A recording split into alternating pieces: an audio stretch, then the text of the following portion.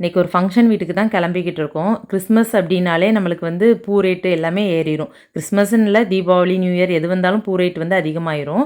அது அதிகமாகிறதுங்கிறது ஒரு பக்கம், நம்ம கொஞ்சமாவது ஒரு வாங்கி வச்சுட்டு போகணும் அப்படின்னு நினைப்போம். ஆனால் பார்த்தீங்கன்னா பூவே கிடைக்கல, அந்த மாதிரி ஆயிடுச்சு.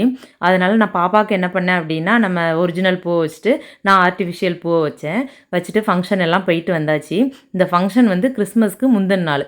நம்மளுக்கு வேலை எவ்வளோ இருக்கும், அதுவும் எனக்கு முறுக்கு எல்லாமே செய்ய வேண்டிய வேலை இருந்துச்சு. சரி போயிட்டு வந்து நம்ம வேலையை பார்க்கணும் அப்படின்னோம். அடுத்தடுத்து வேலை நிறையா இருந்துச்சு. எல்லாமே முடிச்சுட்டு நான் முறுக்கு செய்ய ஆரம்பிச்சது பார்த்தீங்கன்னா ஃப்ரெண்ட்ஸ், நைட்டு 10 மணிக்கு மேலே செஞ்சு முடிக்கிறதுக்கு 11 மணி ஆயிடுச்சு.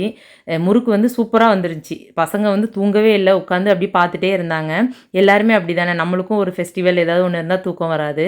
சர்ச்சுக்கு போகணுடா போய் தூங்குங்கன்னு எவ்வளவோ சொன்ன, கேட்கவே இல்லை. அதுக்கப்புறம் சுட்டுக்கிட்டே இருக்கும்போது பசங்க எடுத்து சாப்பிட்டு பார்த்தாங்க. எப்படிடா இருக்குது அப்படின்னு கேட்டேன். எப்போவுமே நம்ம ஒன்று செய்கிறோம் அப்படின்னா அதை சாப்பிட்டுட்டு ரிசல்ட் பசங்களோ ஹஸ்பண்டோ சொல்லும் போது தான் சந்தோஷமாக இருக்கும். அதுலேயும் நம்ம அந்த வேலை செய்கிற அலுப்பே தெரியாது. சாப்பிட்டுட்டு சூப்பராக இருக்குமா, இன்னொன்று தாங்க அப்படின்னு வாங்கி சாப்பிடும்போது அவ்வளோ ஒரு சந்தோஷமாக இருந்துச்சு. உண்மையாகவே நல்லா மொறுமொறுன்னு சூப்பராக இருந்துச்சு ஃப்ரெண்ட்ஸ். இதில் எண்ணெய் பார்த்தீங்க அப்படின்னா கொஞ்சம் கூட உரியலை. நான் ஊற்றின எண்ணெய் வந்து அப்படியே இருந்துச்சு. அந்த ஒரு முறுக்கு மட்டும் எதுக்கு இவ்வளோ பெருசாக நான் சுற்றுறேன்னு நினச்சிருப்பீங்க. இன்னும் அந்த குழந்தை கேரக்டர் நம்மளை விட்டு போகவே மாட்டுக்கு. கொஞ்சமாக மாவு எக்ஸ்ட்ரா கடைசியாக இருந்தோடனே சரி அது ஒரே முறுக்காக சுற்றிடும் அப்படின்னு சொல்லிட்டு தான் சுற்றிட்டேன். இந்த பாக்ஸுக்கு பார்த்தீங்கன்னா ஃப்ரெண்ட்ஸ் ஒரு பாக்ஸ் இருந்துச்சு. எல்லாமே எடுத்து மூடி வச்சாச்சு.